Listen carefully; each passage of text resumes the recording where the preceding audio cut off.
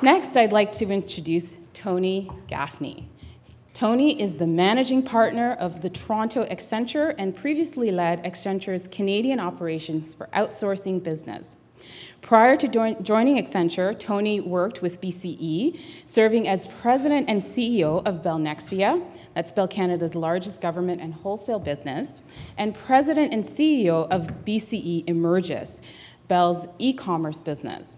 Before that, Tony held various international leadership positions with Andersen Consulting, SHL Systems House Inc., and MCI Corp.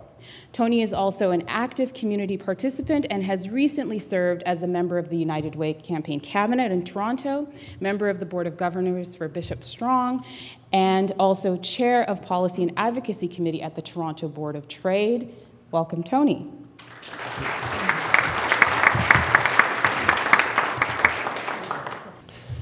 Thank you very much, Teresa. A lot of stimulating thoughts and challenges there as well. As you probably gathered, prior to this panel coming together, we had a call with Kay and Mitzi, and they put the challenge to us that we were going to discuss the theme of social innovation, and as you can see, everybody ran to try and figure out what it meant. And we all looked at our own sources. Personally, I chatted with a good number of people about it, even picked up a book that Jason Soul has written called The End of Fundraising, that certainly in my mind, and I've not finished the book yet, but it began to open my mind as to how needs are changing radically around the world, how the response to addressing those needs with effect and impact is changing, and how collaboration between many, many different parties with a clear intent to make a difference is becoming the forefront of best practice as different organizations, different people look to step up and address the challenges that are there. And challenges, clearly there are many. So I'm going to share with you from a really a practical perspective how we at our company, Accenture, is stepping up to support addressing the challenge. And for those of you who don't know us, we're a multinational company. We've got a significant operation here in Canada. We're large. We've got about 250,000 people. Those people are our greatest resort. They have a wide variety of skills, knowledge, and experiences.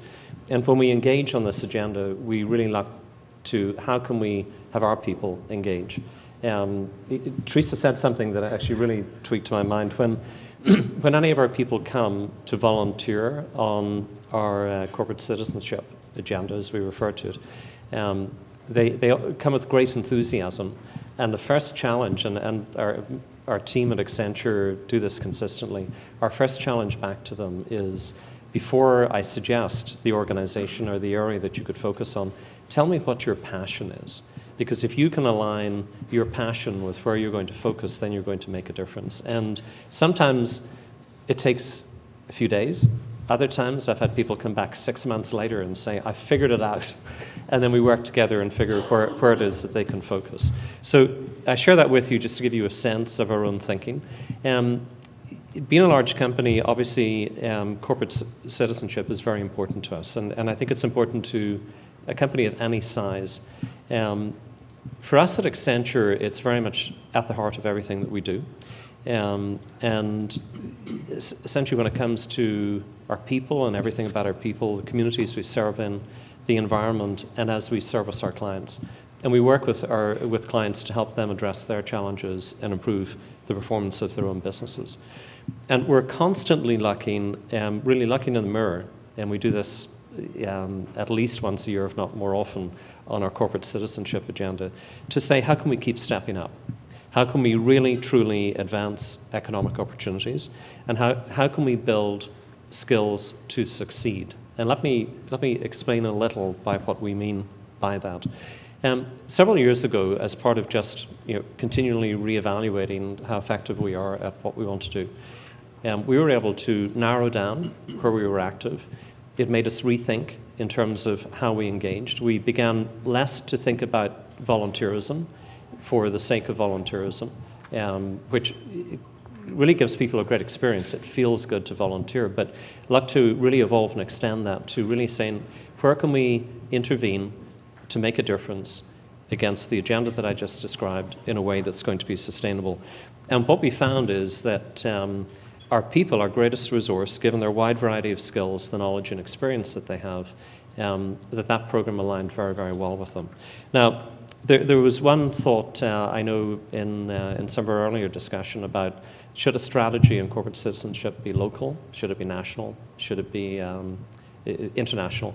And our view on that is it should be all of the above and done in balance. We're very active locally in the Toronto region, but we find that we can't do that independent of some of the national agendas that are running. So we look at actually engaging on both. And the other aspect we find is that, and I'll relate this to innovation, the more our people are engaged elsewhere, and as Teresa said, in some locations where the environment is extreme beyond what you could imagine, the innovation is most advanced. So we have people from Toronto who've volunteered in Malawi, Tanzania, Kenya, Zambia, Ghana, Rwanda, Buenos Aires, I can go on through the list. And they bring back experiences, and they're now part of an international community where they can exchange ideas and exchange examples of how things are done. And to make this practical and simple, one of our very close partners is Microskills. And about a year and a half ago, we began to collaborate closely and took the time to get to understand each other and explored ways in which we could help. And our challenge to Kay was very simple: what are your challenges? And she began to bring some of those forward. And one of them was a concept of a business incubator. And the challenge she had was really, we need to define what it is in a way that is really can be implemented as a service for the communities that we serve. What should it look like? What is it going to take to put it together? What's the business case for it? How do you present it in terms of benefits to secure the funding that you require? All of that detail. And we reflected a little on that challenge. We actually had a number of people, Ed, who's at the table here, led our pro bono work. And we found that within our organization, we had close to half a dozen people, many of whom had undertaken similar projects, and some of whom had done exactly the same project elsewhere. And we were able to tap into that innovation and bring it in a very practical way to bear. And we're taking that further now by we keep asking you, Kay, right? What are your challenges? And you've come back and said that you're trying to think through how you can develop your brand presence and use of social media. How can you develop your marketing and outreach plan? How can you develop an agency-wide mentorship program? How can you expand your pool of volunteers? What are the strategies associated with that? And we jokingly, and how we came up with that list, I said to Kay, about 2-3 weeks ago, I said, if we gave 1,000 of our people for a day, we've got an all-employee Toronto meeting coming up, how could you make use of that? So Kay came back with this list of challenges, and we're going to structure different workshops where we take some of our people who have related skills in these areas, and we'll put them to work to see how we can help. So Kay, I don't know if you have any comment or anything you want to add to that, but I put that forward as just a practical example of how we're collaborating to try and make a difference. And I guess maybe in the Q&As I could probably do that. Okay, good. But just to say it's been an incredible experience for us, and the capacity for us to grow as an organization is just totally invaluable. The process that they engage in is the area of knowledge transfer. They come into organizations, they've left us with incredibly deep skills, and I think that's where the value added. Good. And for us, we're an organization with people who've got a lot of skills and experience, and that's for us, that's what we found to be the most practical way of engaging to have an impact in a way that's sustainable. So thank you.